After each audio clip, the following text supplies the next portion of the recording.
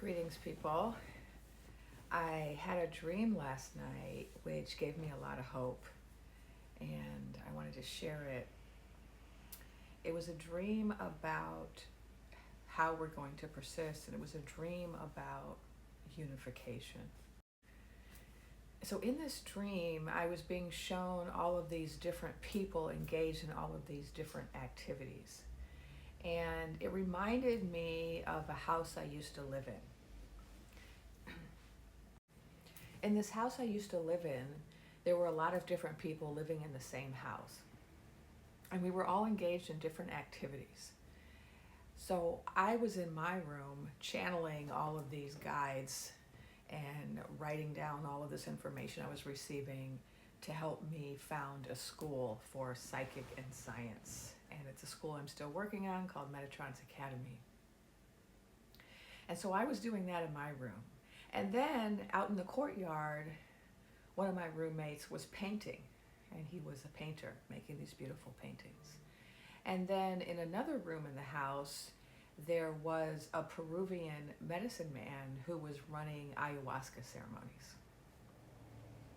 And then in another room in the house, there was a yoga studio, and yoga classes were being taught. In another room of the house, there was a couple who were planning to start a family and reading books about babies.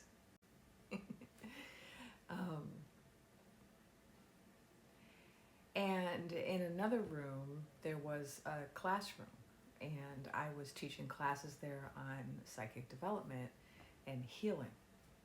And then there was another room attached to the house where there was a business, and they were selling chocolate that was infused with different healing herbs, so turning it into medicine. And in this dream I had, it was like that. It was a dream about the world, but the world was divided up into all of these different rooms, and these different rooms were in different places geographically, but they were also in different places energetically.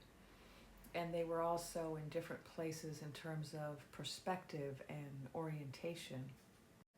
And so there were some people who were engaged in certain activities that were designed to bring us freedom. And some of them were in this realm, and some of them were in the realm of Euro. Some of them were in the realm of sunflowers. And these different people fighting for freedom in different realms were all connected to each other. And then there were other people who were like the artists. They were creating something new, painting a whole new a whole new vision. And they were working in a different location, in a different realm. And then there were the meditators or the yogis who were in another room. And these were like the dreaming women, and they were all working energetically, uniting their energies and working in other energetic realms to shift the energy of the planet. And there were just so many different activities that were being organized by different groups, different realms, different kinds of people who had different kinds of gifts. And everybody was really busy. And I was busy in my realm doing my thing, and others. And we were all working together in our groups, doing our different things, because, the painter and the yogi, they're doing very different things. So it's not like they're going to be in the same room painting and meditating, right? These are different activities done by different types of people in different locations. But what I was shown very clearly is that all of these apparently dissimilar activities and all of these apparently dissimilar people were all working toward a shared goal, and they were all coordinated, oftentimes in ways they weren't even aware of, so that the painter ended up painting a picture which was a picture of meditation, in the same way that the yogi was teaching meditation. And the family that was ushering a new soul into their midst through birth was also connected to the same vision that was in the painting and the same vision that was in the meditation. And there were some people who were aware of all the connections, and there were some people who were not aware of the connections, and they didn't need to be, because they were able to contribute without that awareness. And regardless of their awareness, their contribution was being added to the whole set of contributions that was moving us in the same direction towards a common goal. And I woke up feeling happy and hopeful at the same time that I didn't have clarity on exactly how everything is coming together. But I woke up with a sense of faith of it's happening. It's happening.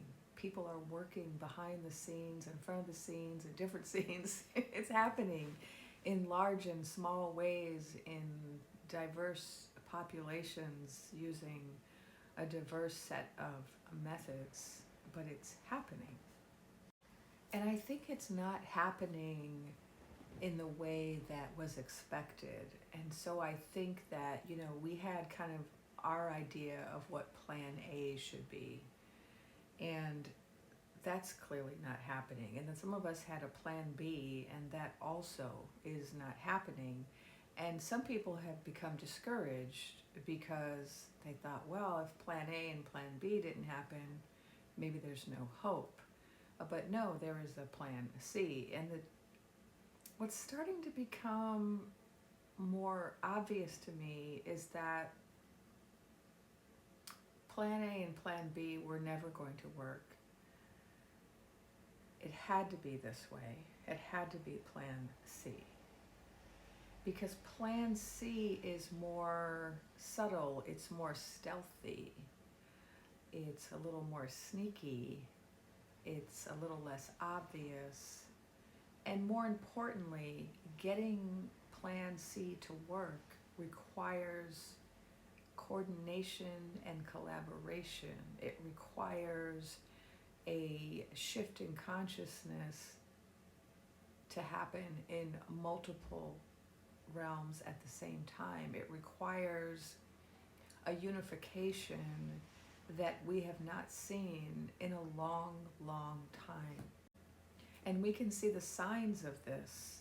If you look at the land of Euro, there is a unification happening now that has not happened for many, many years.